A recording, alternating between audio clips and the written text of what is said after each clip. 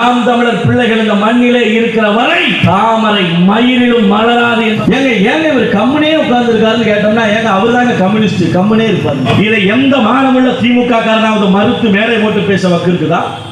இன்றைக்கு கம்யூனிஸ்ட் இயக்கங்கள் லெனினியம் பேசி மார்க்சியம் பேசி களத்திலே நின்றது. பாட்டாளிகளின் தோழர்களாக இருந்தவர்கள், ஆம்பரேடுகளாக இருந்தவர்கள் இன்றைக்கு கார்பரேட்டுகளாக மாறி போனார்கள். அன்புக்குரிய சொந்தங்களே, ஒவ்வொரு தேர்தல் வருகிற போது 5 சீட்டுக்கும் 10 சீட்டுக்கும் 25 கோடிக்கும் 30 கோடிக்கும் தன்னுடைய மார்க்சியத்தை அறிவாலயத்திலே அடமானம் வைக்கிறவர்களாக மாறிவிட்டார்கள். நானும் எனக்கு முன்னால் பேசிய அன்புக்குரிய சகோதரர் கொற்றவை சிவா அவர்களும் கொங்கு மண்டலத்திலிருந்து வருகிறோம். ஒரு காலத்திலே கொங்கு மண்டலத்திலே கம்யூனிஸ்ட் கட்சிகளை தாண்டி வேறு எவனும் அரசியல் செய்ய முடியாது என்கிற காலகட்டம். திமுக கொடிக்கம்பத்தை ஏற்றினாலும் அதிமுக கொடிக்கம்பத்தை ஏற்றினாலும் இரவோடு இரவாக 2 கொடிக்கம்பங்கள் எந்த கட்சியின் கொடிக்கம்பங்களாக இருந்தாலும் வெட்டி வீட்டிற்கு அனுப்பப்படும். அங்கு கம்யூனிஸ்டுகள் தனி கட்சி தனி ராஜ்யத்தை நடத்தி கொண்டிருந்தார்கள். திருப்பூர், கோயம்புத்தூர், ஈரோட்டிலே 20 ஆண்டுகளுக்கு முன்னால் 30 ஆண்டுகளுக்கு முன்னால் கொங்கு மண்டலத்தில் இருந்து வாழ்ந்து கொண்டிருக்கிற அத்தனை பேருக்கும் தெரியும். ஆனால் இன்றைக்கு பேசாம கம்முனி அவன் உட்கார்ந்துருக்கான அவன் பேர் தான் கம்யூனிஸ்ட். பாராளுமன்றத்திலும் சரி, சட்டமன்றத்திலும் சரி, இல்ல ரோடு சரியில்லை, வீடு சரியில்லை, காடு எதுக்குமே போராட மாட்டான். ஏங்க இவர் கம்முனே உட்கார்ந்து இருக்காருன்னு கேட்டோம்னா ஏங்க அவர் தாங்க கம்யூனிஸ்ட், கம்முனே இருப்பாருங்க. இவர்களை எப்படி இந்த திமுக வீழ்த்தியது? இந்த கம்யூனிஸ்டை கோலோச்சி இந்த கம்யூனிஸ்டை கொங்கு மண்டலத்திலே திமுக தேர்தல் பரப்புரையிலே ஓட்டு கேட்டு வருகிற போது கம்யூனிஸ்டுகளுக்கு ஓட்டு போட்டு விடாதீர்கள். அவர்கள் பொது உடைமை சித்தாந்தத்தை கொண்டவர்கள். பொது உடைமை சித்தாந்தம் என்றால் என்ன தெரியுமா? உங்களிடம் 10 மாடுகள் இருந்தால் 5 மாடுகளை கம்யூனிஸ்ட் அரசாங்கம் பிடுங்கிக் கொள்ளும். உங்களிடம் 10 ஏக்கர் இடம் இருந்தால் அதில் 5 ஏக்கர் இடங்களை கம்யூனிஸ்ட் அரசாங்கம் பிடுங்கிக் கொள்ளும்.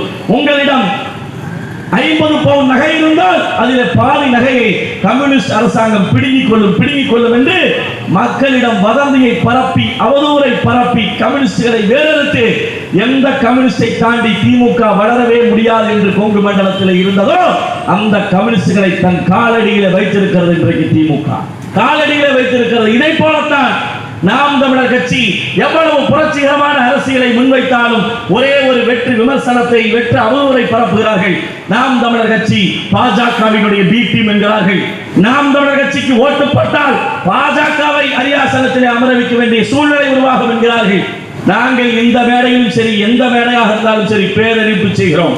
எங்கள் தாய் மீதும் தாய் மொழியின் மீதும் சத்தியமிட்டு சொல்கிறோம். நாம் தமிழர் பிள்ளைகள் இந்த மண்ணிலே இருக்கிற வரை தாமரை மயிரிலும் மலராது என்பதை இந்த இடத்தில் அழுத்தம் திருத்தமாக பதிவு செய்யக்கூடிய கட்சி நாம் தமிழர் கட்சி.